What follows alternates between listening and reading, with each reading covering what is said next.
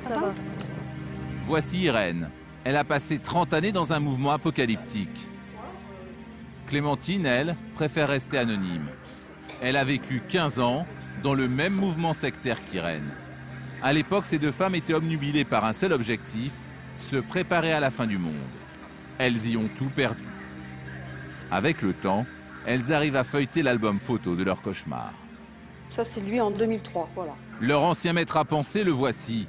À l'époque, Irène a 19 ans. Quand elle croise la route de cet homme, elle est en pleine détresse. Ce manipulateur se présente comme un guérisseur. Moi, j'étais en grande déprime. Donc, quand ma mère lui a demandé de l'aide, lui, il a dit qu'il pouvait faire quelque chose pour nous, voilà. Et en fin de compte, c'est là qu'il a commencé à avoir de l'emprise, forcément, parce qu'on s'est dit, pourquoi pas lui faire confiance, voilà. Et puis après, il a commencé à nous parler de sa croyance, quoi, de ses croyances. La technique d'embrigadement, mélanger croyances issues des Templiers, satanisme et discours apocalyptiques. Les deux femmes se font prendre au piège. Ce pseudo-guide spirituel a alors des relations sexuelles avec chaque femme de son groupe et obtient en plus qu'elles l'entretiennent financièrement. Les deux femmes engloutissent toutes leurs économies en voitures, en montres de luxe et même en armes. Il nous a persuadés aussi qu'on était des élus et qu'on avait une mission à accomplir. Voilà, bon, donc il faut continuer, il faut en passer par là. Vous aviez peur de l'apocalypse? Mais ça fait peur. Mais vous en aviez peur? Moi, je n'avais pas peur. Jouer là-dessus? Oui. Oui, il jouait là-dessus. Oui, parce qu'il fallait en fait Être avoir pur. Il fallait être pur, pur. Il fallait voilà. aussi se préserver de tout ce qui allait arriver. Un fonctionnement similaire à celui du groupe Ramtha. Une emprise mentale, des versements d'argent et surtout un discours délirant. Pour couronner le tout, le maître persuade les deux femmes qu'il est à la recherche d'un trésor destiné à sauver l'humanité. Pas n'importe où évidemment, près de la fameuse montagne de Bugarache, lieu de tous les délires. Passage obligé pour tout pèlerin de l'Apocalypse. Irène a accepté de revenir dans cet endroit qui l'a marqué à jamais. 14 ans ont passé, mais ses souvenirs sont encore très vivaces.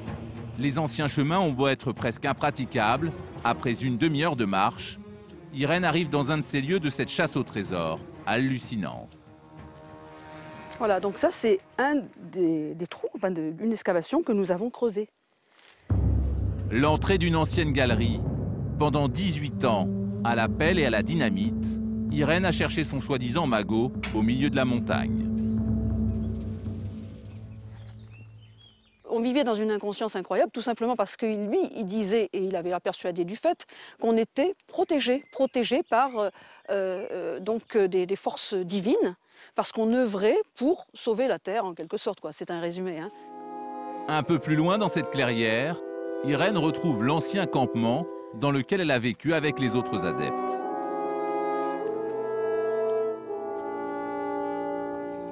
La cabane, la fameuse cabane, ça me fait quelque chose, ça me fait bizarre de rentrer là. Il y a même encore, voilà, il y a même encore des vestiges de presque de victuailles, en tout cas de pharmacie, voilà.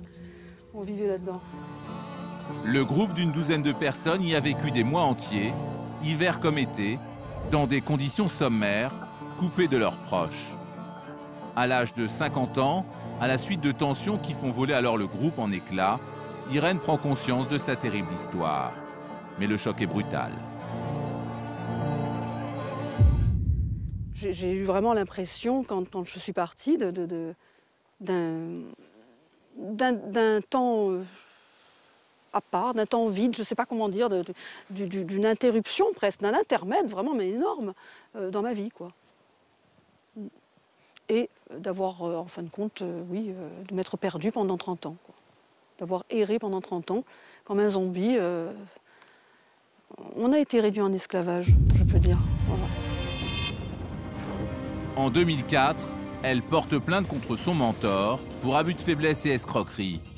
La justice rendra un non-lieu, mais chez lui, les policiers découvrent un arsenal. Il est condamné en 2009 à 4 années de prison pour détention illégale d'armes à feu. Aujourd'hui, l'ancien gourou est retourné chez lui dans son village, où il tente de se faire oublier. Merci beaucoup. Visite chez lui en caméra cachée, nous nous faisons passer pour des touristes amateurs de sciences occultes. L'ancien manipulateur véhicule-t-il toujours ses thèses apocalyptiques?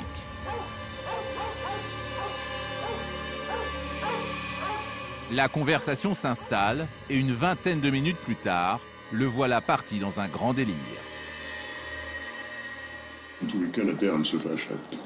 Vous avez vu, tremblement de terre, marée, etc.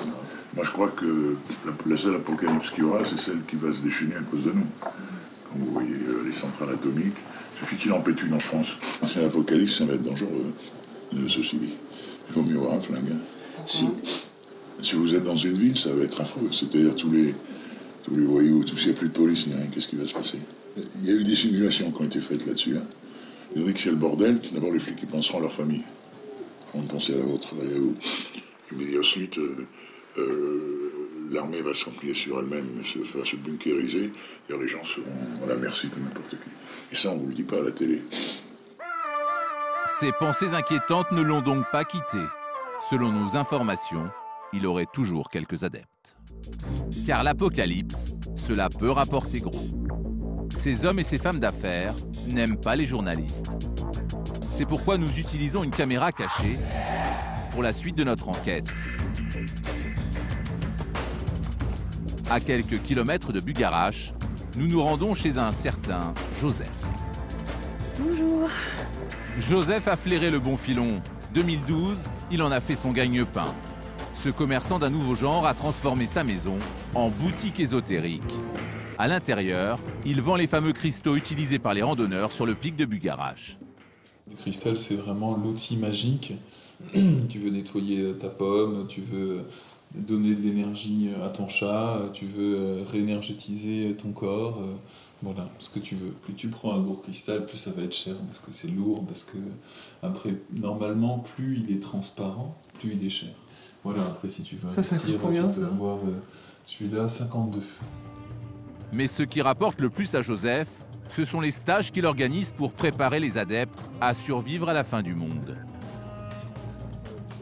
Car d'après lui, seuls ceux qui auront purifié leur âme auront une chance de s'en sortir. Tu aides les gens, toi, à se préparer à 2012 ? Ah bah oui, c'est ça, d'accord. c'est ce que je fais. Quand tu parles de stage, il consiste en quoi ? Alors, je propose 2 jours de conscience du cristal. Donc là, en 2 jours, on dénoue, si tu veux, il y a des nœuds dans l'âme, liés aux vies qu'on a eues, aux agressions, aux souffrances, à tout ça. Et là, lors des soins, avec les cristaux, le son, le verbe, ting, ting, ting, ting, ting, tout se dénoue. Et après, on fait des stages de 7 jours dans la région, où on va découvrir ou redécouvrir les lieux, méditer, utiliser des cristaux, connecter avec les fées, faire des petites baignades par-ci par-là, aller voir des temples naturels, aller voir des églises, des châteaux. Ces stages de 7 jours coûtent 650 €, repas et logement non compris.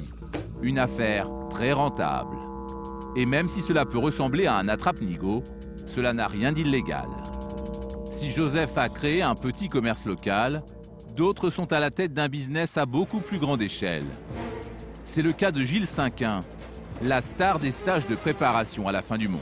À bord de son camping-car, il sillonne tout le pays avec sa compagne pour prodiguer ses méthodes.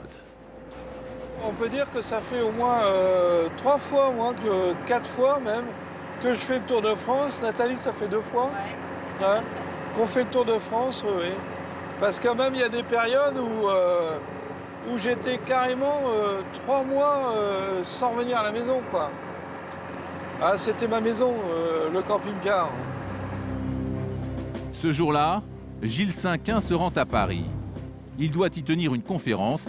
Le thème, se préparer pour la fin du monde en 2012. Il en a même écrit un livre, un best-seller des librairies ésotériques. Une performance pour un écrivain qui a commencé sa carrière comme plombier. C'est vrai que je suis un autodidacte, j'ai fait aucune étude, je fais encore des fautes, mais tout le monde me pardonne. Si je fais une dédicace et qu'il y a une faute dedans, c'est le cœur qui fonctionne avant tout. Les personnes donc vont pas être là en train de regarder, il a fait une faute. Tout le monde sait que je fais des fautes aussi de diction à mes conférences, mais comme l'amour est là, ça passe. Ce soir-là, la salle est pleine. 70 personnes venues écouter ses théories. Sa méthode pour conquérir l'auditoire, relier les problèmes du quotidien à l'imminence de la fin du monde. En clair, si vous n'allez pas bien, c'est à cause du grand chambardement à venir. Vous avez pu remarquer pour certains les douleurs. Vous avez pu remarquer depuis novembre qu'on les avait au ventre. Hein? Alors depuis novembre, flatulence, douleur, c'est un petit peu pour paraphraser un peu le Christ quand il disait eh bien, quand vous verrez les douleurs, vous aurez les douleurs de l'enfantement, vous saurez que le temps arrive. Et en aparté, il met en garde les sceptiques. Ceux qui négligeraient ces théories avant l'Apocalypse risquent des maladies encore plus graves. Surtout, les gens, je dirais, actuellement, sont de plus en plus malades. Il y a de plus en plus de cancers, de plus en plus de cancers du sein, de choses comme ça qui se développent. Hein? Des problèmes hormonaux aussi. Complètement. Il y a de plus en plus de... Moi, c'est impressionnant quand j'entends le nombre de personnes qui, actuellement, ont des maladies qui fulgurantes, même, hein, c'est rapide, quoi. C'est-à-dire que tout s'accélère. À 10 € par entrée, la soirée a été bonne pour Gilles Cinquin. Mais ce n'est que la première étape de son business. À la fin de la conférence, les participants sont conquis. Il les invite alors à s'inscrire à ces fameux stages de préparation à 2012. En quelques minutes, il affiche complet. Inscrivez-vous parce que si t'en as qui se décommandent, tu peux en avoir qui se décommandent, ça arrive toujours sur les 3 jours. Objectif rempli pour Gilles Cinquin. La méthode est bien rodée, les clients sont convaincus. Il y a un changement qui doit s'opérer en nous, il y a un travail à faire, hein, c'est ça? Je suis ces phénomènes depuis pas mal de temps. Et je suis absolument persuadé que ça va se généraliser. Tous ceux qui ne le savent pas encore apprendront très très rapidement. Quelques jours plus tard, je me rappelle de cette route-là. Nous retrouvons notre prêcheur de l'Apocalypse. Il se rend à Clermont-Ferrand pour animer l'un de ses fameux stages. Sur le parking de l'hôtel, des fans l'attendent avec impatience. Alors, as-tu atteint l'illumination depuis le temps? Ça vient. Ça vient? Bon, ben c'est super. 30 personnes ont répondu présent. Ils ont tous payé 70 € la journée. Cette fois, c'est plus cher, car il n'est plus question de théorie, mais de pratique. Et son arme secrète pour survivre à 2012, c'est tout simplement la méditation. Vous pouvez employer la respiration neutralisante au départ. 5 inspire-expire, 5 inspire-bref, 5 inspire-expire. La méthode de Gilles Cinquin, c'est donc cela. De simples respirations et expirations. Du silence, des petits reniflements et de la méditation pendant des heures. Une petite entreprise qui ne s'arrête jamais. Au même moment, sur le parking, sa compagne propose des consultations privées dans leur camping-car.